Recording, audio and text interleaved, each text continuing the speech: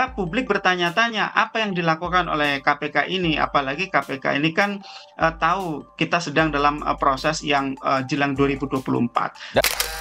Kalau KPK ingin menghindari tuduhan bahwa KPK itu bisa di-remote dari luar, KPK bisa dipesan secara politik dari luar, KPK proses kasus-kasus lain yang sampai sekarang masih tertunggak yang itu terkait dengan politik. Beredar spekulasi ada isu muatan politik terhadap kasus yang menjerat Kementerian Pertanian. Apalagi Syahrul Yassin Limpo merupakan kader Partai Nasdem yang kini mendukung Anies Baswedan sebagai calon presiden RI. Peneliti Pusat Kajian Anti Korupsi UGM, Zainur Rohman menilai untuk menghapus stigma itu untuk menjaga KPK agar tetap independen dan harus membuktikan dengan memiliki alat bukti yang kuat. Ya, Mas Bayu, kalau kita ikuti perjalanan informasi kasus ini ya, saya sih melihat ini kasus yang terkait dengan anggaran di internal kementerian, gitu ya. Kalau dari modus kasus-kasus di berbagai kementerian tuh biasanya kan tidak jauh-jauh dari pengadaan barang dan jasa, pemberian izin, kuota ekspor impor, atau juga pengisian jabatan publik. Tetapi sepertinya yang terjadi di Kementerian Pertanian, meskipun KPK belum mengumumkan, ini agak berbeda, Mas Bayu. Ada informasi ini adalah kasus terkait dengan gratifikasi dan juga kemungkinan kerugian keuangan negara yang bisa dijerat dengan pasal 2 atau pasal 3 Undang-Undang Tipikor, pengumpulan sejumlah dana secara reguler untuk kepentingan seorang pejabat begitu. Nah, ini kan pengumpulan dana ini membebani bagi para birokrat di internal kementerian. Kalau pengumpulan dana itu kemudian diwajibkan kepada para pejabat di internal kementerian, mereka tentu akan mencari sumber untuk menyetor. Nah, sumber itu kemungkinan juga akan dicari dari cara-cara yang tidak sah. Biasanya adalah mengotak-atik anggaran di internal, kemudian pelaporan perjalanan secara fiktif, atau juga menerima pemberian dari para penyedia barang dan jasa, Mas Bayu. Nah, saya percaya kalau KPK sudah masuk menginjak satu kasus di kementerian bahkan yang sudah diperiksa jumlahnya sangat banyak, saya percaya kasusnya solid, Mas Bayu.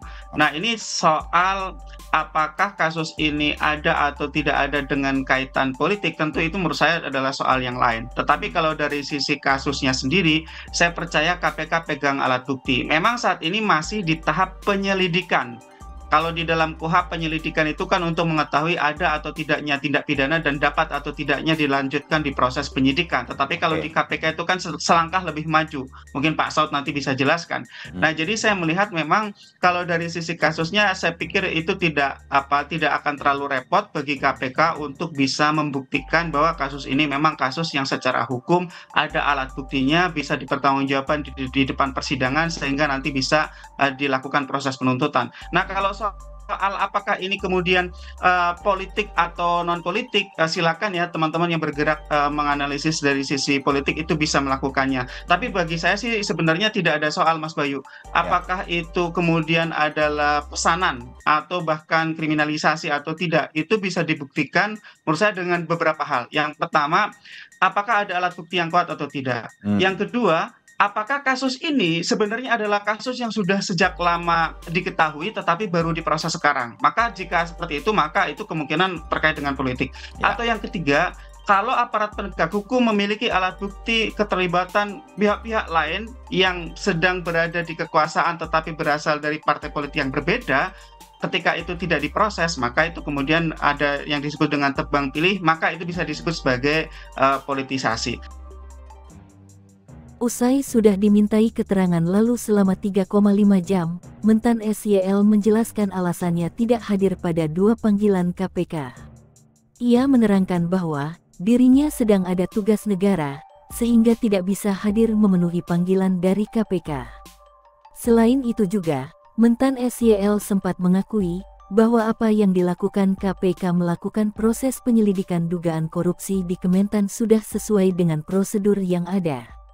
Namun demikian, Mentan SYL enggan merespon saat ditanya soal dugaan memeras pejabat di Kementan hingga kabarnya bernilai puluhan miliar rupiah, hingga soal dirinya jika ditetapkan sebagai tersangka.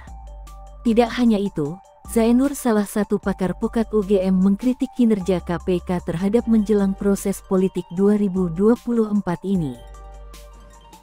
Saya transparansi dan akuntabilitas, Mas Bayu.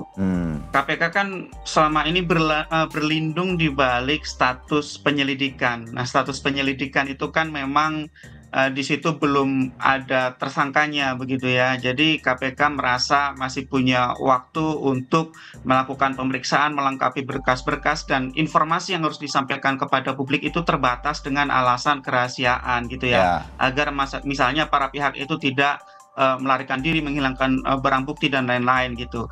Nah, tetapi kalau menurut saya dalam konteks jelang 2024 ada konteks sosial politiknya, maka menurut saya profesionalitas KPK itu sangat dituntut oleh publik. Publik itu nggak bodoh-bodoh amat gitulah, Mas Bayu ya. Sehingga yang bisa dilakukan oleh KPK adalah cepat ya, tentukan status setelah melakukan pemeriksaan terhadap pemimpin tertinggi di Kementan, yaitu Menteri Pertanian. Setelah ditentukan status, jika memang ia masuk tahap penyidikan, maka lakukan penyidikan sesegera mungkin, kemudian ajukan di depan meja persidangan. Sehingga di dalam semua proses itu KPK bisa menyampaikan informasi kepada publik secara transparan. Misalnya apa? Misalnya kasus ini kasus apa sih? Sampai sekarang kan KPK tidak menyampaikan. Yang diduga adalah ini kasus pengumpulan uang untuk setor kepada pejabat gitu ya. Tetapi sampai sekarang KPK tidak lakukan itu gitu ya. Yang kedua, siapa saja yang terlibat, bagaimana modus operandinya, bagaimana ini bisa terjadi, mengapa pengawasan gagal untuk melakukan pencegahan, apalagi untuk melakukan penindakan dan seterusnya, itu tidak dilakukan, Mas Bayu. Sehingga publik bertanya-tanya apa yang dilakukan oleh KPK ini, apalagi KPK ini kan tahu kita sedang dalam proses yang jelang 2024. Dan harusnya ini bisa dilakukan oleh KPK sekarang. Sebetulnya apa yang yang kita harapkan seperti analisa Anda ini sebetulnya bisa KPK lakukan, Mas Zainur. Bisa, Mas Bayu, sangat bisa. Jadi menurut saya yang pertama itu tadi ya, segeralah tentukan status gitu ya, status siapapun yang memang terlibat, termasuk status apakah dari penyelidikan sudah benar-benar didapatkan alat bukti untuk bisa naik ke penyidikan dan dapat tersangkanya. Yang kedua adalah sampaikan informasi secara jelas kepada publik begitu ya. Yang ketiga, jangan mengulur-ulur waktu ya, gunakan waktu sebaik mungkin gitu ya. Kenapa? Karena justice delayed, justice denied gitu ya. Keadilan yang ditunda-tunda itu adalah keadilan yang tertolak begitu ya. Artinya ini bisa merugikan banyak pihak begitu ya. Jadi ini perlu perlu proses penanganan perkara yang benar-benar profesional, tidak membuka celah penafsiran bahwa ini diulur-ulur begitu ya, apalagi dicari timingnya begitu ya, sehingga publik bisa dapat informasi dengan jelas. Itu yang kita harapkan dari KPK untuk proses saat ini. Nah, yang kedua, Mas Bayu, tadi saya katakan bahwa kalau KPK ingin menghindari tuduhan bahwa KPK itu bisa di-remote dari luar, KPK bisa dipesan secara politik dari luar, KPK proses kasus-kasus lain yang sampai sekarang masih tertunggak yang itu terkait dengan politik. Contoh apa? Harun Masiku. Harun Masiku itu kan sangat kuat dugaannya terkait dengan partai dari warna lain begitu ya. Dan itu kan bukan melibatkan Harun Masiku saja, tetapi melibatkan aktor-aktor lain yang itu merupakan juga politisi yang memiliki posisi yang sangat kuat di partai politik lain. Jadi kalau KPK juga proses gitu ya, partai dari kelompok lain, itu publik akan percaya, oh iya, KPK tidak pilih-pilih, KPK tidak pandang bulu, KPK tidak bisa di-remote gitu. Itu menurut saya bisa menjadi bukti kepada publik, Mas Bayu, bahwa KPK itu memang independen.